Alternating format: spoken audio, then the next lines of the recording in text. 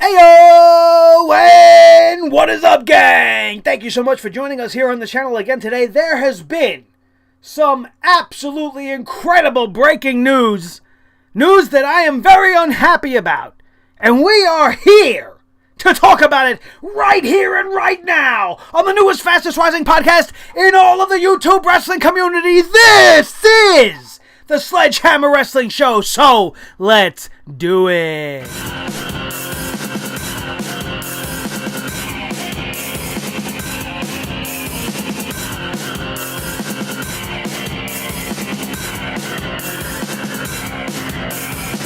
Sledgehammer Wrestling Show.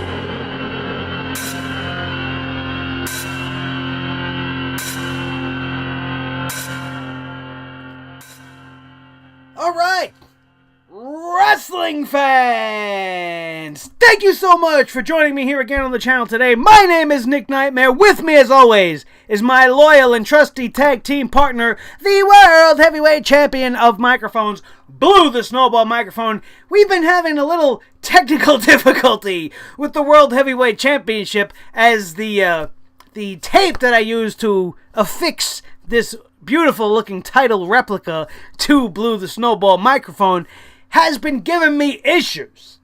And I've been trying to keep this belt on this microphone. So if it pops off mid-broadcast, I'm going to give you a pre-apology. Thank you guys so much for joining me once again here. This is the Sledgehammer Wrestling Show, in case you didn't know. Only on Sledgehammer TV, right here on YouTube.com. And we are here today with your official weekend update, like we like to do. Now listen, I was going to record this on Friday. I was going to record this show on Friday. We had plenty of news to talk about. But the news from today trumps everything. It's absolutely more important than the speculation on this special guest referee for the Jinder Mahal Brock Lesnar crap fest that we're going to get at Survivor Series. There's been talks of John Cena being placed in there, which I don't like because that would only further cement his destiny, which would be to face Jinder Mahal at WrestleMania 34. And I don't want to see Jinder Mahal as the champion for that much longer.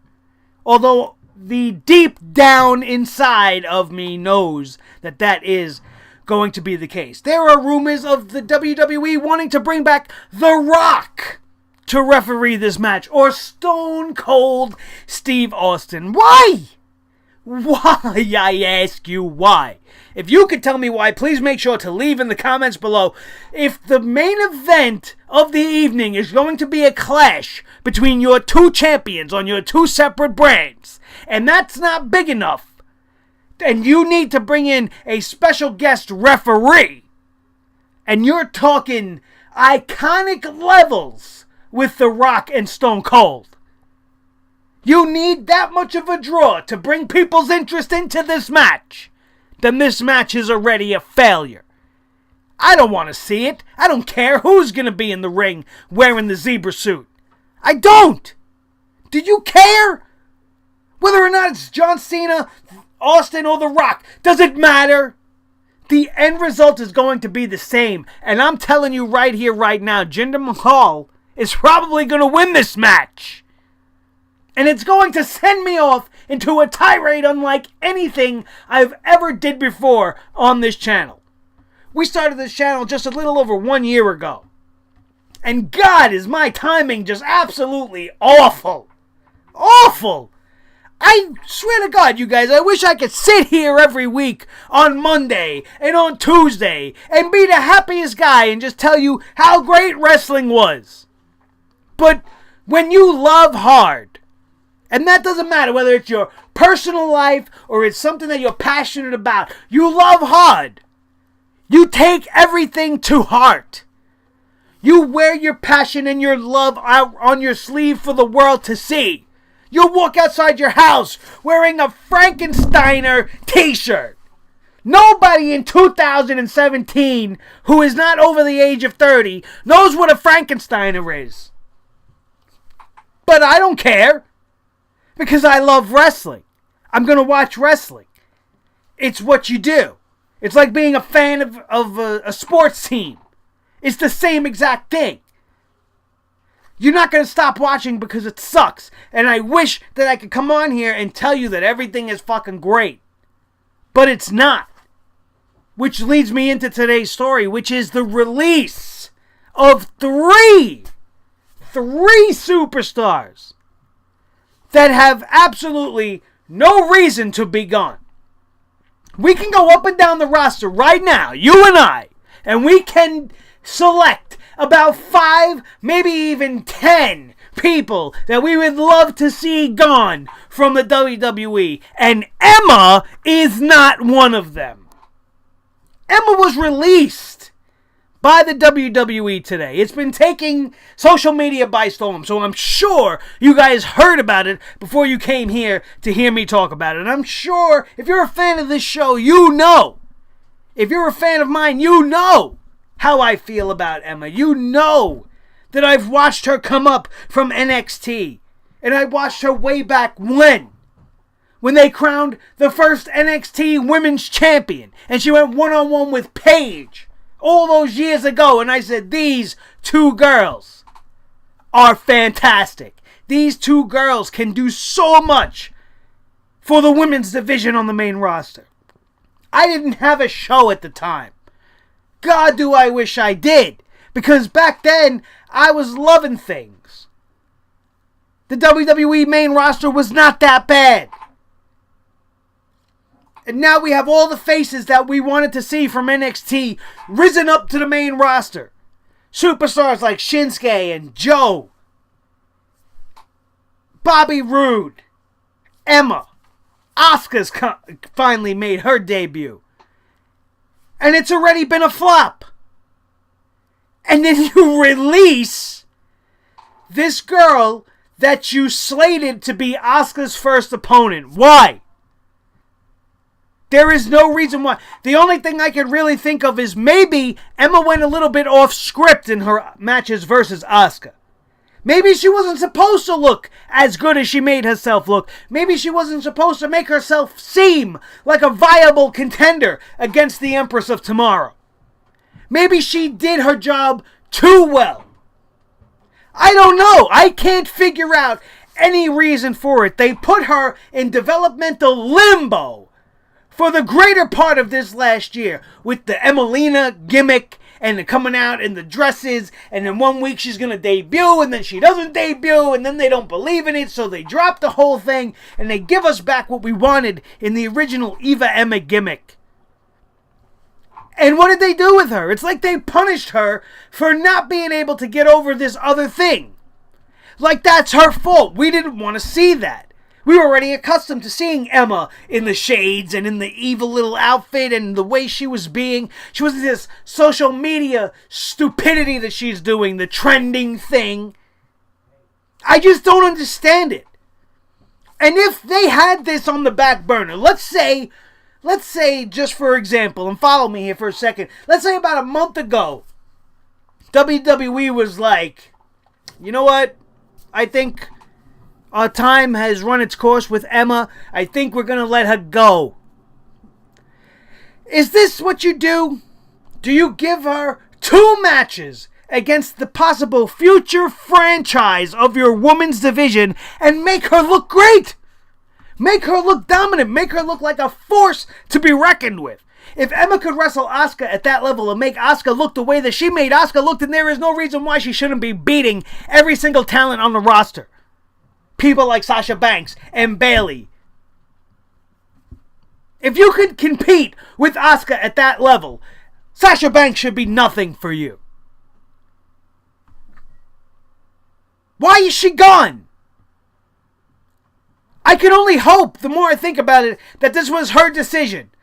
And that, for publicity's sake, she's allowing the company to make it look like it was their decision.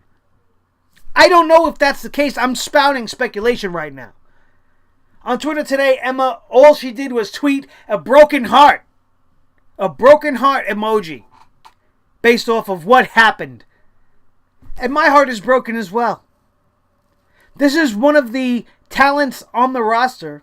When she came up to from NXT, she was improperly used from the start.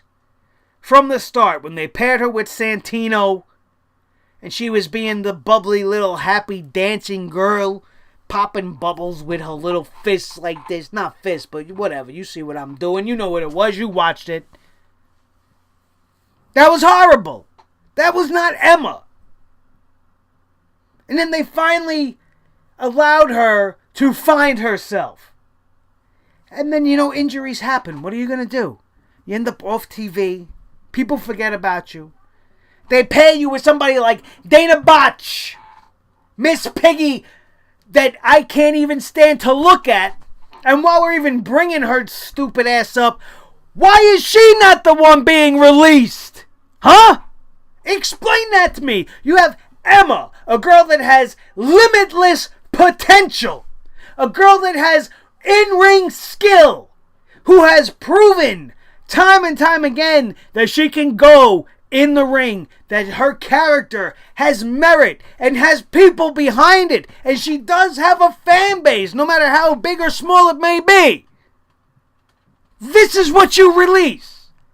But we're going to keep this jigsaw-faced, overweight, talentless, can't do a promo, can't do comedy, can't do a simple schoolboy roll-up, Dana Brooke. Why? I don't understand it. I don't understand that any more than the reason why I don't understand why they let go of Summer Rae. You have nobody to blame for the failure of Summer Rae but yourself. Summer Rae was hot. She was hot as fire. She was with Fandango when she was his number 2. That whole thing had so much going for it. It was great. It really, really was. Sure, she needs work in the ring. Everybody needs work in the ring. TJ Perkins needs work in the ring. Samoa Joe, if you asked him, he'll tell you, I need to work on this or that. Everybody needs work. Everybody is a work in progress. Nobody is ever finished. If you're at least worth half your salt, you never truly sit there and go, yeah, that was good. I'm good with that. No. You can have a 5-star match in the eyes of the public, and you're going to sit there and pick it apart. If you're any good, you're going to go, no, I could have done better. I could have looked to be something more. And I'm sure Summer Rae was doing just that. But the WWE creative had nothing for her. You went from her being absolutely red hot with Fandango to putting her in this ridiculous angle with Rusev and Lana, where she ends up being Lana 2.0, and Lana's walking around dressed up in acid wash trying to pretend she gives a shit about Dolph Ziggler. That's creative's fault. That whole thing was a mess before it even began. This girl Lana is sitting there getting engaged to Rusev, and you want us to believe that she cares about Dolph Ziggler. Social media is a very real thing. And it's hard for you not to portray yourself as who you are. If somebody gave you a gift, and you were very excited about this gift, and you wanted the world to see it, what are you going to do? You're going to go on Twitter, you're going to go on Facebook, you're going to hit up your Instagram. You're going to throw that picture out there. Look at this beautiful ring that I just got. And then they want to punish Rusev. He's not been the same since. This company is that petty that they can't change things on the fly. Rusev and Lana needed to put on hold their love and their wedding plans because you guys want her to pretend to be in love with Dolph Ziggler. And in this whole mess, Summer Rae has been lost. Walking around dressed up as something she's not. Trying to be something she's not.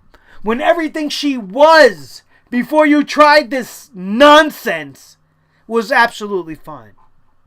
Her role on Total Divas was fine. She fits the mold.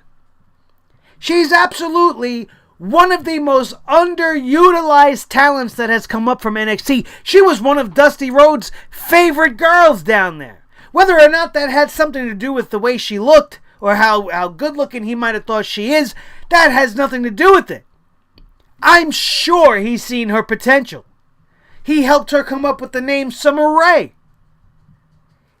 Dusty Rhodes doesn't go out of his way to help nobodies. Doesn't matter. If you could be part of the Performance Center, he would not have taken the time out of his life to help you if he truly did not believe there was something special inside of you.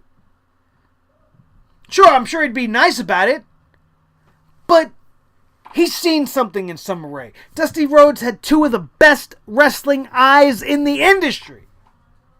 But the WWE does not see the same value in Summer Rae. They essentially made Tyler Breeze the new Summer Rae, the blonde sidekick to Fandango. They gave it a male spin, they made them police, and here you go.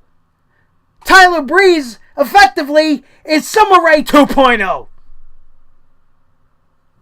And then you release Summer Rae. You've done nothing with her since she's been cleared to come back. She's been vocal on Twitter and social media that she's just waiting, much like Emma was early in the summer. Here's somebody that was ready to go way before SummerSlam, and you just kept her off TV because you had nothing to do for her. How do you have nothing to do for her or somebody like Summer Rae when your women's division is just absolute garbage? And you need as many women as possible. And on this 29th day of October in 2017, you release two absolutely perfectly fine female talents. Two talents you could have used to your advantage. Two talents, if you would have booked correctly, could be the faces of the division. But we're going to let them go. We're going to let them go on their way. And you know what? I say good for them. I say good for Emma and good for Summer Rae. Summer Rae is probably already blazing a trail right to California and is going to try her hand in Hollywood. I don't agree with that so much because I don't think her acting is that great as it stands right now. I mean, I'm sure she could get better. Maybe she'll go see some coaches or some shit, and maybe she'll be on a big screen sooner than later for all I know. She has name recognition. There is notoriety. She can't be Summer Rae anymore. Right? So how much notoriety is she really going to get? Was Summer Rae that big in the WWE that's going to gain her a decent enough following to be a leading female in something that is not produced by WWE films? I don't think so. I'm just being honest. I don't think so. I think she's going to follow the way of a Kelly Kelly and end up on some stupid reality show similar to Total Divas because that's what she's good at. That's what she's good at. She's also good at wrestling, but we wouldn't know that because we haven't seen her wrestle since the days when she was in the faction in NXT with Charlotte Flair. There you go. There you go. She... Just like nowadays, man, when you're in NXT, you could be awesome. You're going to come up to the main roster, and they're either going to purposely squash you, or they seriously just don't know what to do with these guys. They just don't. Just like they apparently didn't know what to do with Darren Young. Not that I really give a shit about Darren Young. As a solo singles competitor, I think he's absolutely horrible. Absolutely horrible. But here's a kid that was in a team with somebody else who on his own is absolutely atrocious. Titus O'Neil. You put Titus O'Neil back with Darren Young and you give us the primetime players in a tag team division that completely sucks. That actually has no tag teams even in it. You give me Darren Young and Titus O'Neil, I'm okay with Titus O'Neil. I enjoyed the primetime players. I liked their theme song. I liked the entrance. I thought the team was really, really good. They worked well together. They had good chemistry. And even as a team against the other opponents, there was good chemistry against all the teams they used to fight against. They were legitimately one of the better tag teams on the roster. I didn't start out that way. At first, just like as always, I just couldn't stand the sight of these two. But they proved me wrong, and they developed into one of the better tag teams the WWE had in this modern era from 2010 to now. And instead, you break them up, just like you did with the Lucha Dragons. You did the exact same thing. You take an exciting and a different and a unique tag team that's gotten over with the crowd, and we're going to split them up. For what reason? That's the reason why Darren Young is no longer employed with the WWE as of today. You cannot tell me, if you're a reasonable wrestling fan, you don't even have to be smart. You just have to be reasonable enough to tell me that if he was in the Primetime Players right now, this wouldn't be happening.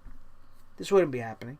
You know what else wouldn't be happening? Apollo Crews wouldn't be crucified to be next to this germ, this infestation that is Titus O'Neil that does nothing but suck any potential you have right out of you.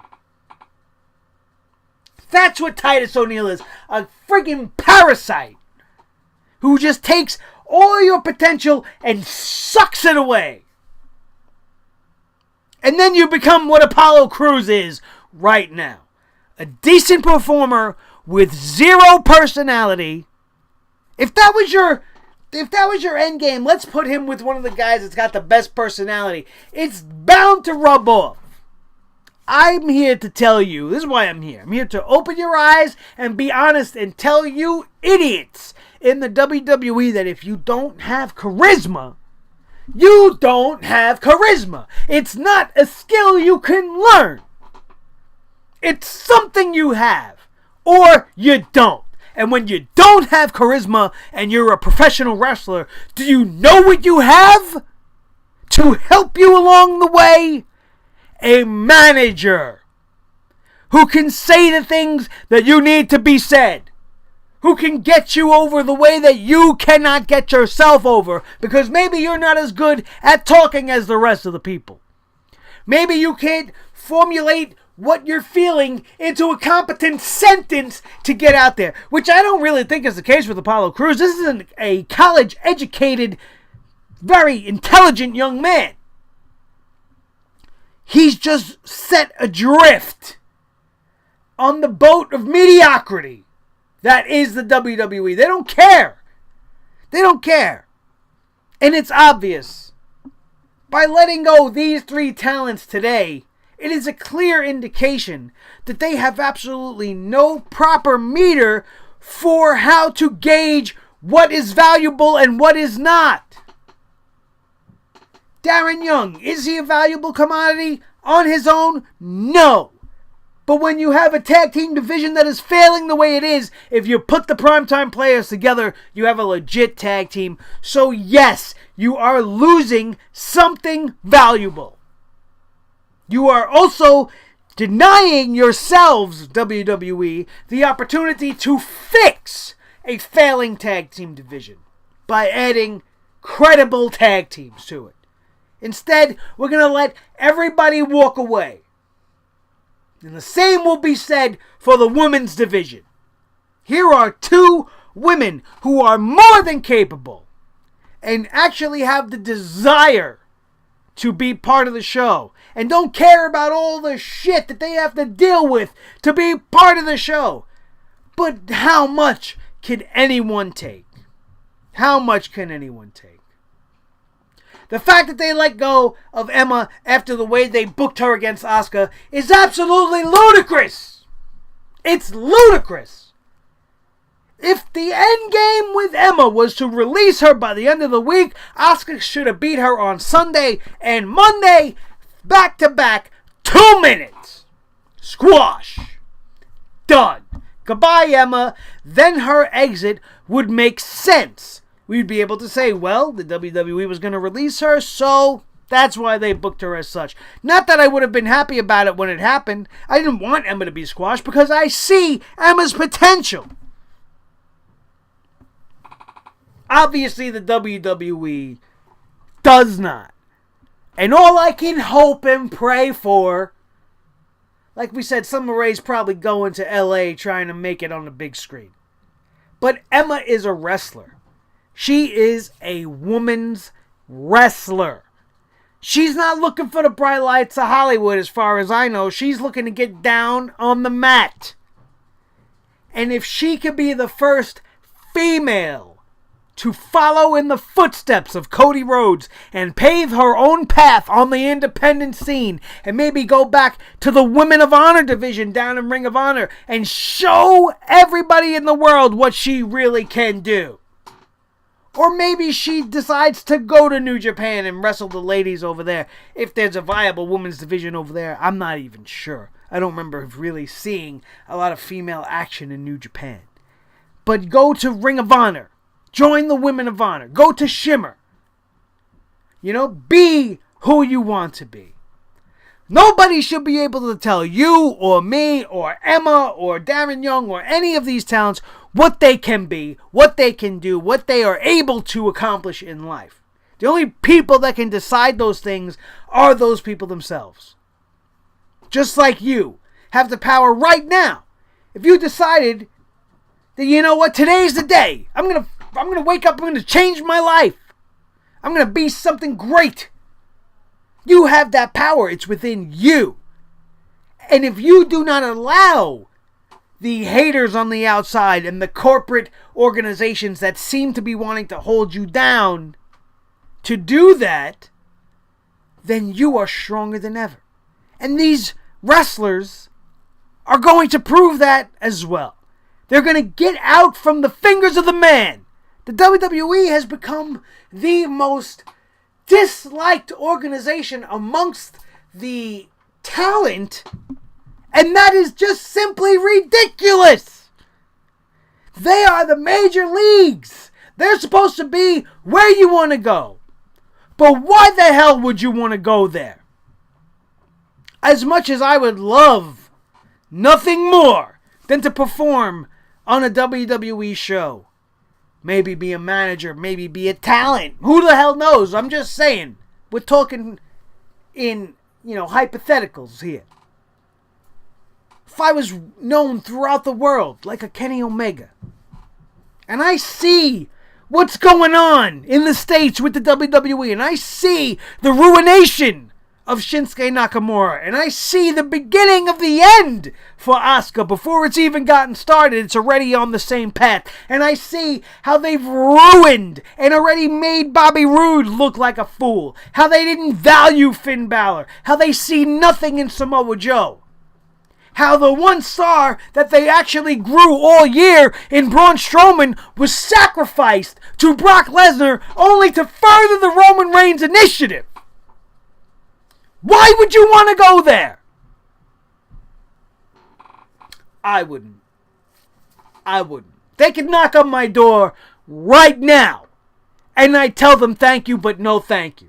I'm glad you know who I am, but you are not going to take me and take everything I am here on this show and what I do for you guys here on YouTube and make me part of your machine. Like Sam Roberts. Like Peter Rosenberg.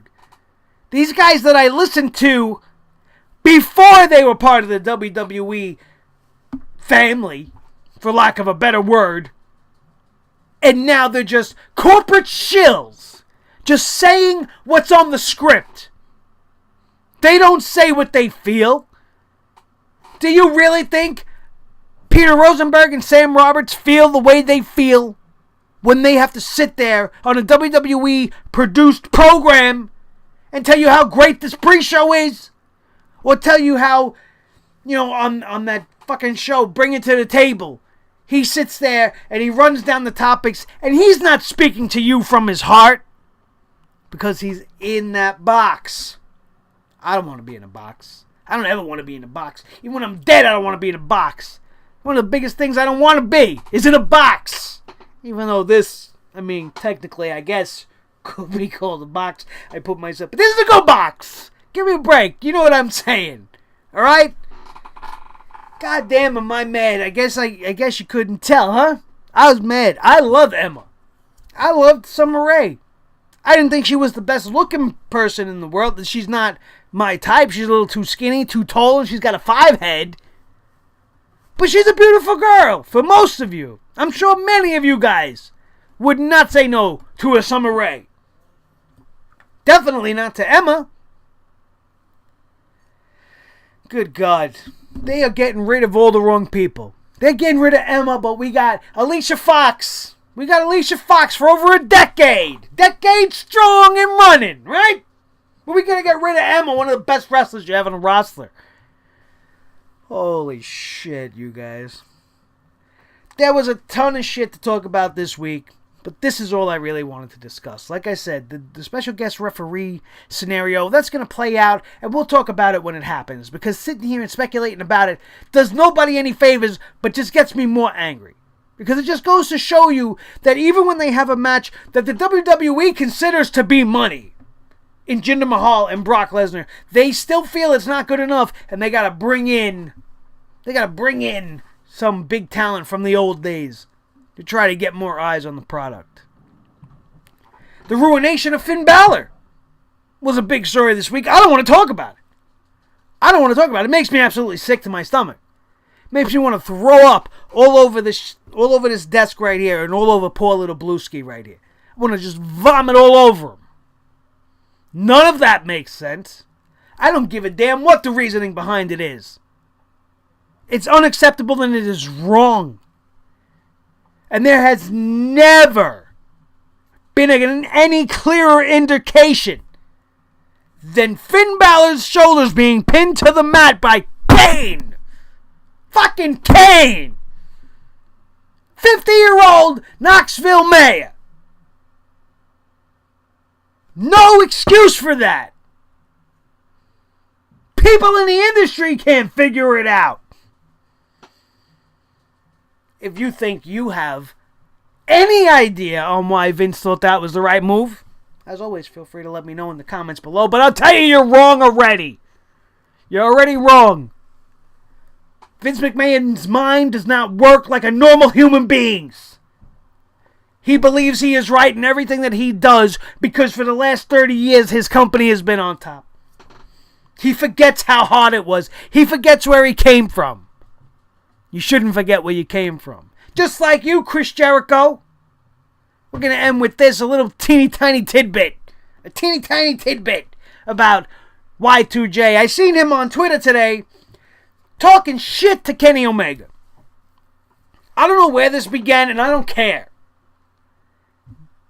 What he said to Kenny Omega was that maybe it's time for him to return to Japan where people actually give a shit. I quote, give a shit about Kenny Omega. I don't know where this began. I don't know. But I'm going to end it right here. I'm going to end it. And I even tweeted to Chris Jericho myself. He didn't have anything to say back to me, which I guess is to be expected when you're a celebrity. But Chris Jericho, sir, I love you, bro. The list, everything is great. I've always been a friend of Jericho. I've always been a Jerichoholic. One of my top 10 wrestlers of all time. But you need to take a step back, sit down, and shut up. Because once upon a time, bro, you were Kenny Omega. You were him.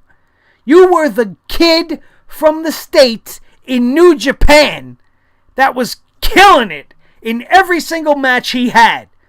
With the likes of Jushin Thunder Liger and the such. And you dare talk down to a Kenny Omega for being in New Japan? You would be nothing if you were not dubbed the Lionheart over there in the Far East, bro. And then you came over here and solidified everything that all of us that were watching the tapes, the tape traders and the indie guys of the 90s, we knew how awesome Chris Jericho was. We knew how great you were. We couldn't wait to see you on a WCW or a WWE. That's how we feel about Kenny Omega now. Why are you taking shots at Kenny Omega?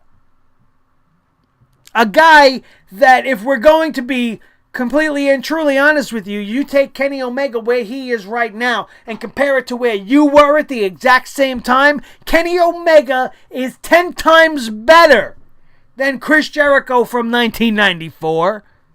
1997, 1999, even right now.